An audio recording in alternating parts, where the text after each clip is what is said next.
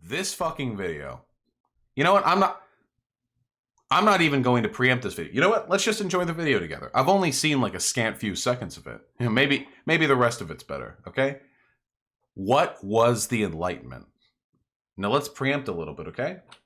The Enlightenment is a historical period referring to, or not so much a historical period, but is a term referring to a historical, social, and philosophical uprising which led to the prominence of new ideas that challenged the traditional monarchist and anti-rational ideas that were held sort of by the old world feudalist societies, right? So this is when we got things like reasserting the value of democracy, the scientific method, egalitarianism, individual rights, stuff like that, cool stuff. My personal favorite. It's often said socialism is a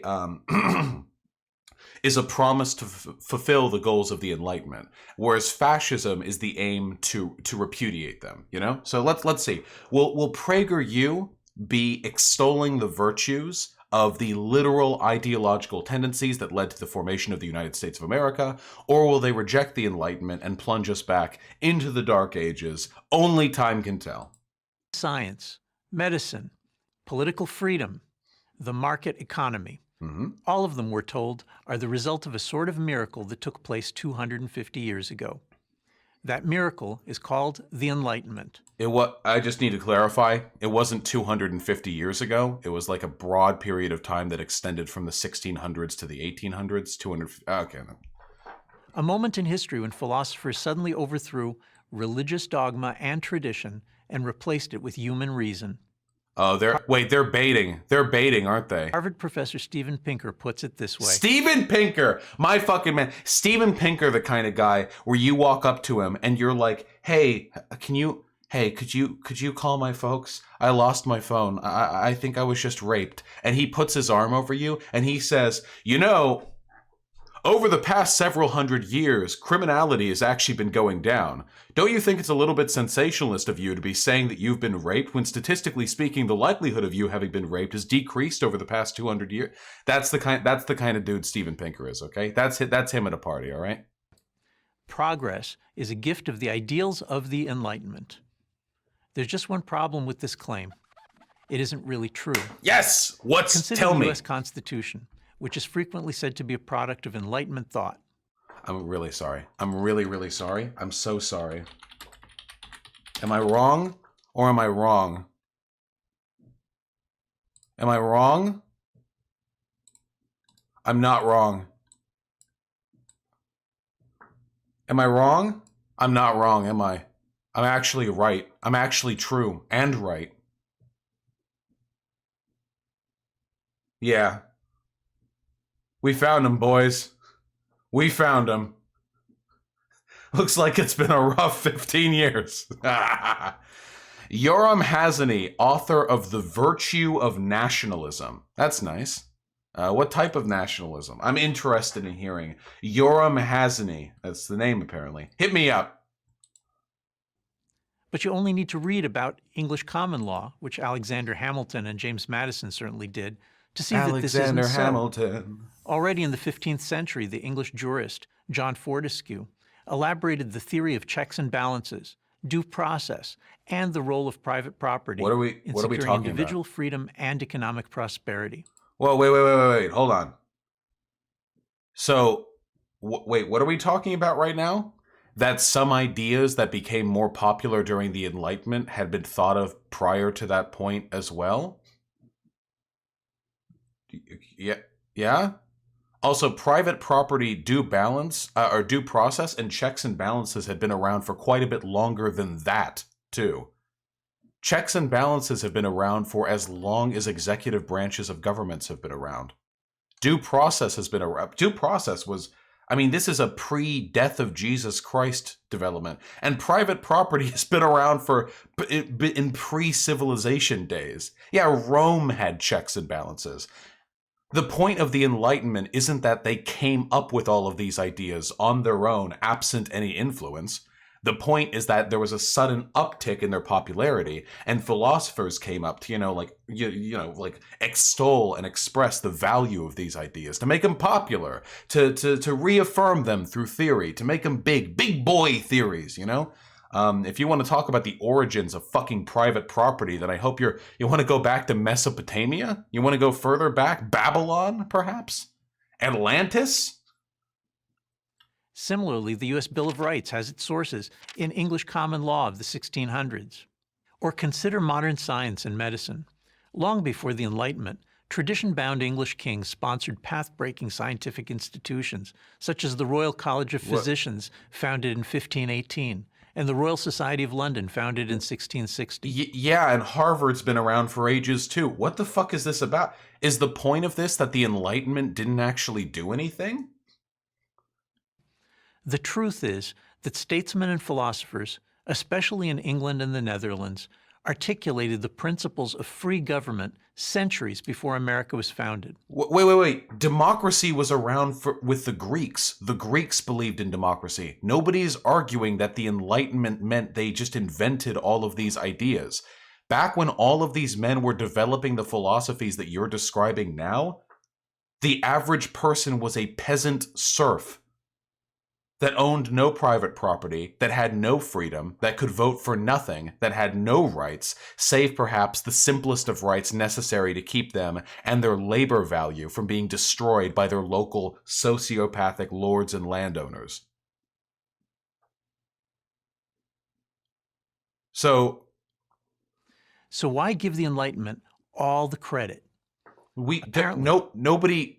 What? Because it doesn't look good to admit that the best and most important parts of modernity were given to us by individuals who nearly all held conservative religious and political beliefs. What? Wow. Hey guys, I just had a thought. Has it ever occurred to you that men 600, 700 years ago held conservative religious beliefs relative to our current political zeitgeist? What? Hey guys, hey, you like women's rights, huh?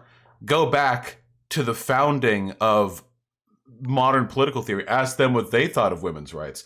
Actually, the Enlightenment thinkers were relatively progressive per their time. The reason why, and I've discovered this now, I've interpolated the meaning. The reason why PragerU is doing this is because they don't want to admit that the people who founded the backbone of modern political theory and America were progressives and revolutionaries of their time. So they're pretending that all of the developments of the Enlightenment can actually be attributed to like earlier thinkers.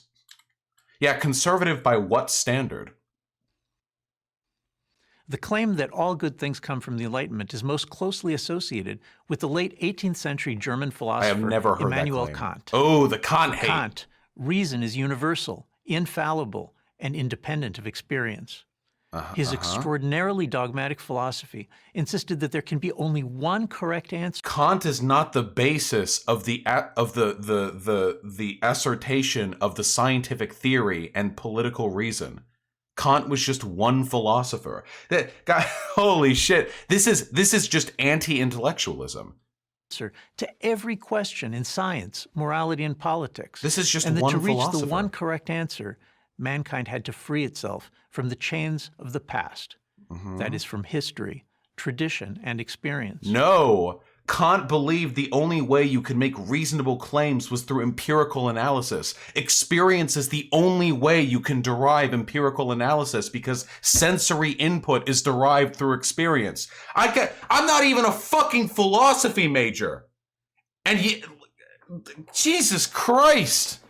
I'm not even a fucking philosophy major. Yeah, Kant literally wrote a book called The Critique of Pure Reason, and I'm not smart enough to understand it. And it's a critique of the idea that you need to divorce yourself from history and tradition and experience to arrive at the correct answer. A critique of pure reason.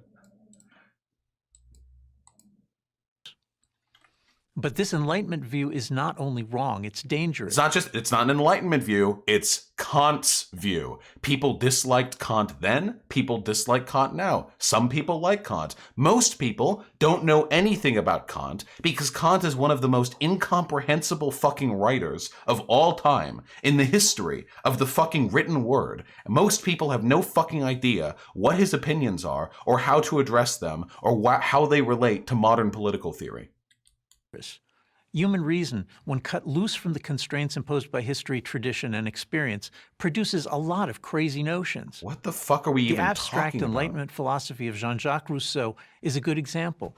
It quickly pulled down the French state, leading to the French Revolution, the Reign of Terror, and the Napoleonic Wars. Millions died as Napoleon's army sought to rebuild every government in Europe in light of the one correct political theory he believed was permitted by Enlightenment philosophy. Napoleon conquered Europe because of Rousseau? That's what Rousseau did? What the fuck are we talking about right now? Are we anti the French Revolution? Does that mean we're pro the monarchists, like allowing the peasantry to starve?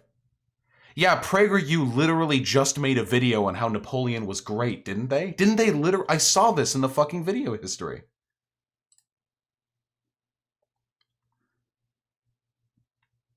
Wait, where was it? I just saw it for a second. Yeah, at Real Napoleon Bonaparte. He was the most famous man of his time, so much that his name still defines his age. Born on an obscure island into humble circumstances, he rose to conquer a continent. Yet most today know him little beyond their impression of popular caricature. His improbable story and far-reaching consequences. This sounds like a fucking sports movie. Like look at this underdog story. I noticed they're not mentioning Rousseau anywhere here. PragerU will literally drop any talking point the moment they can adopt a contrary one if it serves their interest in this new video. There's absolutely no coherent political philosophy anywhere to be found in PragerU. But hey folks, there is one consistency here. The deliberate irrationality of PragerU and this video's specific repudiation of Enlightenment values will play great with their Nazi audience. It'll play fucking great. And let's see, what more do they have for us? So far, we're pretending the Enlightenment didn't matter because some ideas of the Enlightenment existed beforehand, which nobody contested. Then we're pretending all Enlightenment philosophy is Kant, and Kant apparently believes in pure reason, in spite of his book, A Critique of Pure Reason. And then we say Rousseau inspired Napoleon to conquer Europe. Do I have this so far? Today's cheerleaders for the Enlightenment tend to skip this part of the story. Hey, cheerleaders of the Enlightenment hey, by the way, just pointing out, just really quick, small. The Founding Fathers! The Founding Fathers of the United States of America were supremely inspired by the Enlightenment, and their repudiation of the English monarchy was inspired by the principles of free expression, individualism, and political representation, which were made popular by the Enlightenment. Some of the Founding Fathers were themselves Enlightenment thinkers. Just pointing out, minor one. Maybe I'm just a little bit more pro-American than PragerU. Maybe I'm just sorry, it's my patriotic nature, my bad. They also pass over the fact that the father of communism, Karl Marx... Marx wasn't an Enlightenment thinker. Okay, dude. All right. Leaving aside the fact that Karl Marx did his writing in the fucking 1860, well past the Enlightenment thinkers. Karl Marx did his writing back when the American Civil War was happening. Okay, yeah. Saw himself as promoting universal reason as well. His new science of economics ended up killing tens of millions of people in the... This is literally Kant believed in reason. You know who else believed in reason? Marx. His reasonable economic theory killed tens of millions. Hey, by the way, yeah, I know, bajillions dead. Gorillions, perhaps? Imptillions. What? Folks, how can there only be 7 billion people on Earth when communism killed over 100 billion? We'd all be dead, right? There have to be more than that. Maybe there were 107 billion people on Earth before communism, and he just sort of cut the numbers down a little bit. Hey, if you ever want a really quick repudiation of this argument, hey, guys, do you know how many people died as a result of famines deliberately imposed on India by British rule over the course of like a century and a half? The jewel of the empire?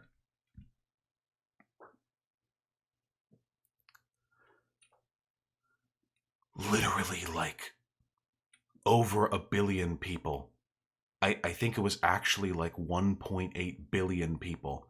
More than any other death toll from any other reign in all of human history. Done by capitalist England. Wait, actually? Yes. I could wait. I'll back that up with a source. I'm pretty sure I've heard that and I've read that. Yeah, sorry, I could be wrong. Hold up. Toll Indian famines.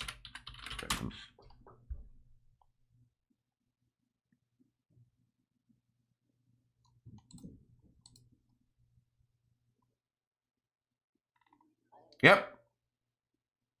This is the estimation that I'm referring to here. Right here. Eminent Indian economist Professor Utsa Patnaik has estimated Britain robbed India of 45 trillion between 1765 and 1938. However, it is estimated that if India had remained free with 24% of the world GDP at 1700, then its cumulative GDP would have been significantly higher. Deprivation kills, and it is estimated that 1.8 billion Indians died avoidably from egregious deprivation under British rule over the 200 years. That's a lot of people. Yeah, it turns out India is a literal subcontinent. People died all the time. I remember reading a story one time of a person who was detailing their accounts in India, saying that there was a dying beggar who squirted out a bunch of liquid shit because his body couldn't digest food anymore as he was dying on the pavement, and a young starving boy ran up to his shit and grabbed an undigested piece of corn from it to eat himself because his body, the beggar wasn't able to digest it. India suffered for 200 years starvation and disease and famine on a level basically unprecedented in human history, and all of it was overseen by the imperial overlords of the British in a very, very deliberate invocation of what was initially mercantile and then later laissez-faire capitalism. India suffered to an extent that is unparalleled by literally any other society. India had, prior to the imperialism invoked upon them, a great deal of manpower and wealth. Now, you can contest this figure if you would like to. I'm not like a historian, so I can't independently verify the veracity of this claim. I would say, however, that if you look at the population of India over a 200-year period, how many people died, how the average birth rates were, I mean, yeah. It looks pretty reasonable. So that's a good answer. In case you're ever curious, a quick response to the bullshit statistics on communism killing up-teen bajillion people. You can just throw that one out, casual one. It'll never work because the people who complain about communism killing 1 billion people don't actually care about human life. They care about shitting on communism, and they certainly don't care about Indian life. But, 20th century. So did the supposedly scientific race theories of the Nazis. Well, this has nothing to do with the Enlightenment. This is literally like the Enlightenment happened, and then later Karl Marx and Adolf Hitler happened, and they both said they liked science. Since science was invented by the Enlightenment, we're going to chalk that one up to them. 20th century. So did the supposedly scientific race theories of the Nazis. So we're not anti-Enlightenment right now, we're anti-science. They literally just said scientific theories of Karl Marx and Adolf Hitler. So we're against all science then? Are we against every the medical industry? Are we against the military industrial complex and science is what drives our war machines? The greatest catastrophes of modernity were engineered by individuals who claimed to be exercising reason. Yeah? Everyone claims to be exercising reason. Everyone does that. Literally everyone says they're reasonable. You've worked with Ben Shapiro. Ben Facts and Logic Shapiro. Contrast, most of the progress we've made comes from conservative traditions, What? openly skeptical of human reason. This is what I mean. This is actually rejection of the Enlightenment. This is TradCon stuff. This is pre-Enlightenment reasoning.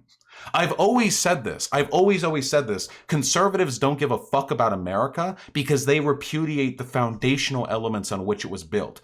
Universal suffrage, Republicans don't give a fuck about that. Republicans are constantly... Remember that Republican campaign strategist for Trump who recently said that the only way they've been able to win elections is by like gerrymandering and vote stifling, and they plan on ramping it up for the 2020 election? They don't give a fuck about universal suffrage. They certainly don't give a fuck about human rights if we look at how people are treated at the border. They don't give a fuck about equality under the law if we take a look at any of the prescriptive social positions Republicans take. Republicans are and always have been anti-Enlightenment. They've been anti-American values. The true Americans are, in fact, the leftists, believe it or not, because leftists and socialists are the only ones who are actually aiming to achieve the goals set by the Enlightenment: equality, true reason, justice, political suffrage. We are the only ones who care about those things. We are the real Americans. What is this monarchist horseshit? I don't know what sort of anti-American, anti-modernity, anti-science, caveman monarchical reasoning this is. I don't know what Henry VIII is doing up here, making videos for PragerU. I don't give a fuck about it. I'm a fucking American. I don't give a shit. No taxation without representation. The Enlightenment's... Please don't gloss over the fact that the Founding Fathers were slave owners and racists. It's irrelevant to this point. The foundational principles of the Constitution, the Bill of Rights, and of the Enlightenment are inarguable. The fact that some of its adherents were themselves flawed and hypocrites doesn't have anything to do with those principles. Critics, including John Selden, David Hume, Adam Smith, and Edmund Burke. Wait, you think fucking Adam Smith was an Enlightenment critic? Oh, yeah. Take credit. Take credit. Oh, please. You think Adam Smith was a fucking critic of the Enlightenment? Adam Smith was fucking butt buddies with the Enlightenment. Where do you think modern economic liberal theory came from? Where do you think fucking laissez-faire capitalism came from? Laissez-faire capitalism is founded on the idea that the individual should be able to manage their own like economic destiny, that the right to own and build should be placed in the hands of every individual. It is literally in line with the principles of the Enlightenment. And hey, by the way, Adam Smith also believed that the science of pure reason dictated the principles of the fucking market economy. Adam Smith was actually highly critical of capitalism? Yeah, Adam Smith was way the fuck more reasonable than anyone following him since. Like 100%. Adam Smith is like was actually pretty reasonable when it came to his criticisms of capitalism. Wait, did they misspell John Selden?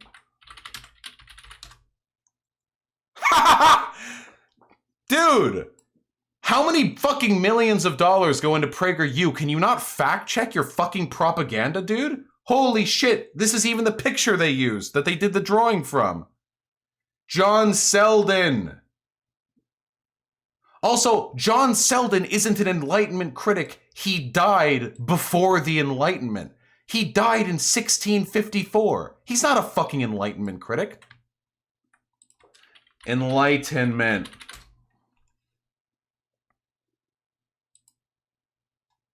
The Age of Enlightenment was an intellectual and philosophical movement that dominated the world of ideas during the 17th to 19th century. You get all the thinkers in here. No way I'm going over this full document. Jesus Christ. Yeah, Descartes and what have you. Is there a portion in here of him being critical of the Enlightenment? Oh! In all of John Selden's shit, there is nothing in here that has anything to do with the Enlightenment. That's interesting. Yeah, I think they just think Enlightenment is when all of the cucked progressives did shit, and all of the actual based real work was done by the tradcon monarchists. Let's take a look at David Hume. Best known for his highly influential system of philosophical empiricism, skepticism, and naturalism. Damn, David Hume, the critique of the Enlightenment, believes in philosophical empiricism? That seems like it's pretty well in line with that Kant shit we were talking about earlier. I don't know. I don't know about that one. Scottish Enlightenment philosopher? What was he? Critical of the Enlightenment? I don't know. Oh, it's almost like PragerU will just make shit up and say literally anything they want. They will literally just say anything. I mean, that's what you need. That's all you need when you have propagandists and a big budget. How about Burke? How we doing? It's been a while since I've heard about you. I've been out of school for a little while. Burke, how we doing? A statesman and philosopher. Yes.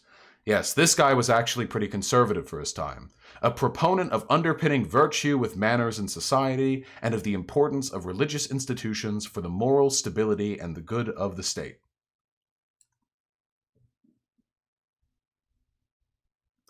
Resisted attempts for American colonists to achieve independence.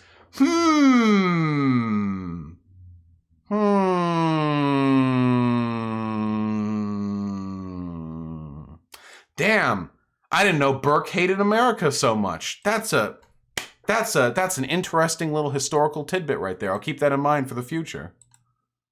Emphasized the unreliability of abstract reasoning.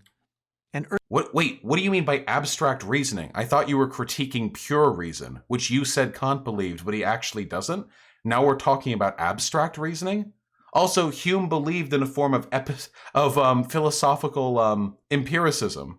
Urged us to stick close to custom, history, and experience in all things. Adam Smith did not do this by any way, shape, and form. I don't know so much about the other guys, but... Which brings us to the heart of what's wrong with today's idolization of the Enlightenment. Its leading figures were not skeptics, open to what history and experience might teach us. This is, again, literally, this is a refutation of Enlightenment values. This is tradcon shit right here. We're looking at tradcon shit.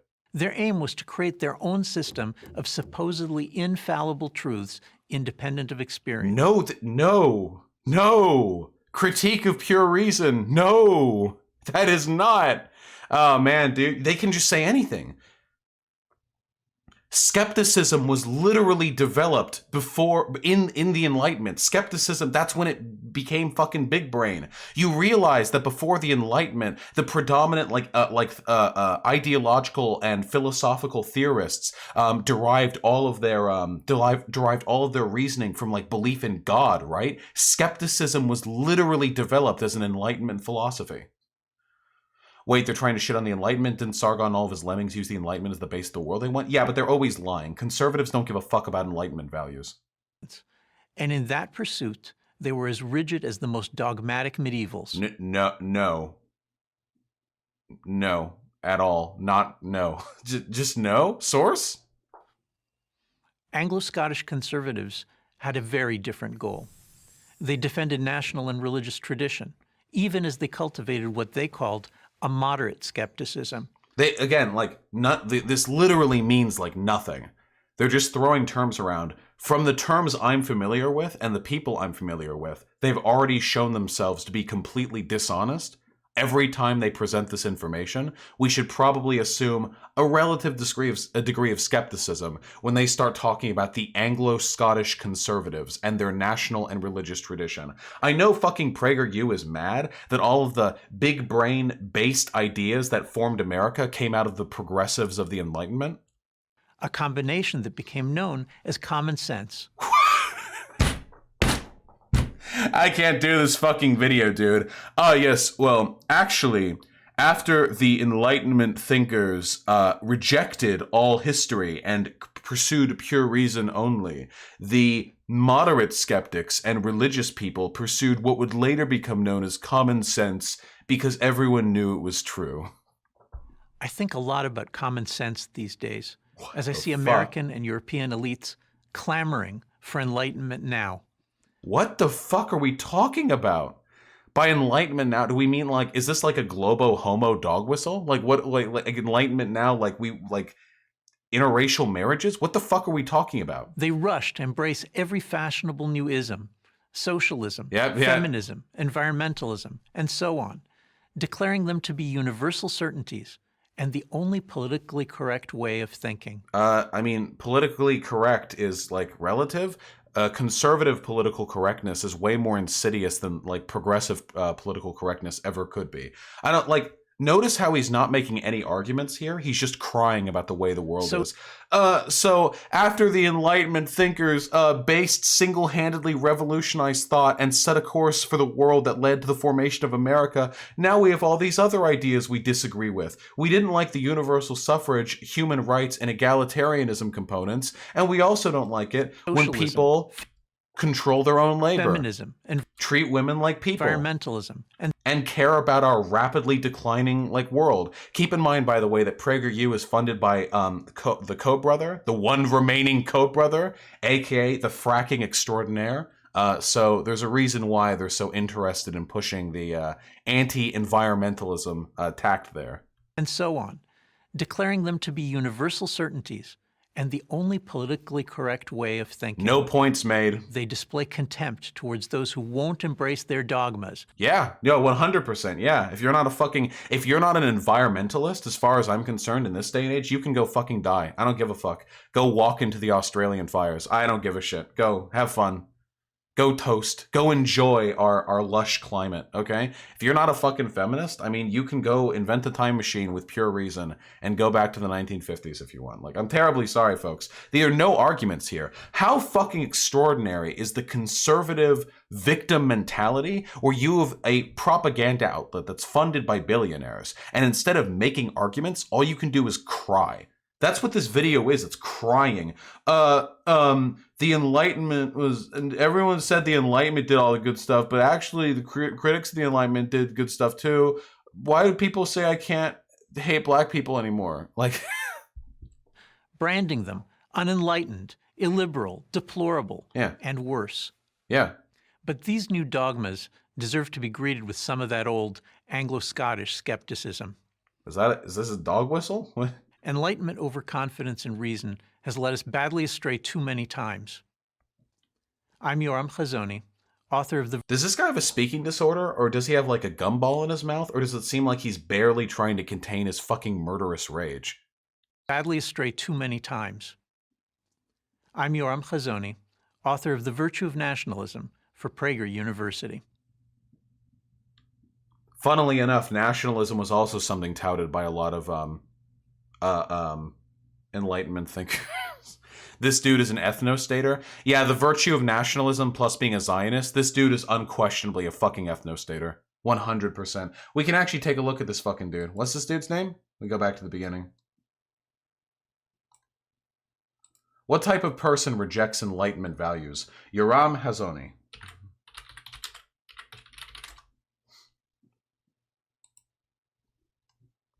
Israeli philosopher, biblical scholar, and political theorist.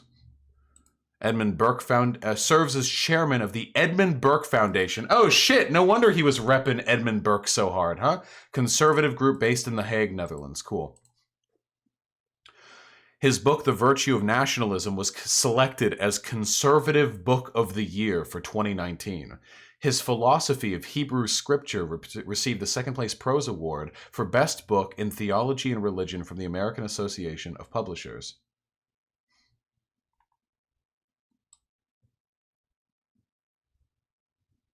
They don't really go into his Zionist perspectives here. Yeah, second place. What a loser. Hazoni is an outspoken nationalist and wrote that nationalism uniquely provides the collective right of a free people to rule themselves. However, several critics of Hazoni's theory of nationalism maintain that it is both theoretically inconsistent or incoherent, and that it bears little relation to the historical body of nationalist thought. Okay, so critics say this, you have no idea what the fuck you're talking about, and it's completely unrelated to the to like actual philosophical discussion of the subject.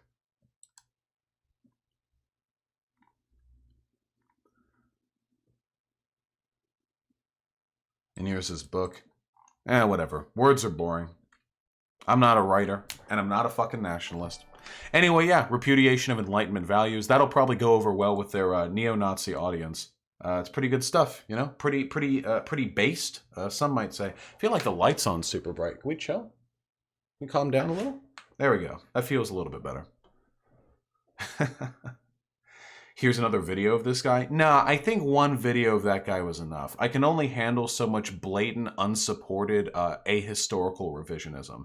That is a little bit too much for me, you know?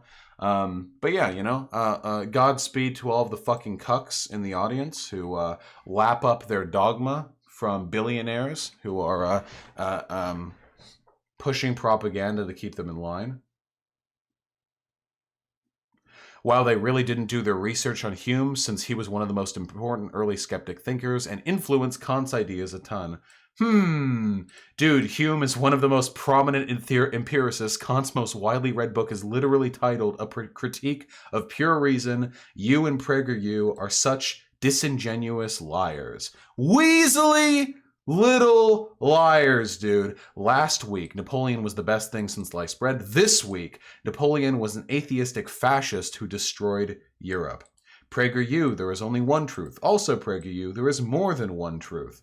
Defending monarchy isn't a good look, Prager. Yeah, that is what they're doing. I thought Napoleon was the good guy. Last take, Napoleon was great. This take, he killed millions. You realize associating Kant's views on reasons with someone who thinks their reasoning is right is in no way an argument, right? Yeah. I always thought that the Enlightenment was more about the foundations of modern-day science than political theory. Well, no. Also, not every idea of the time was necessarily enlightened, per se. I don't know what this comment means. I'm glad to see that even the commenters are shit-talking, but it doesn't matter.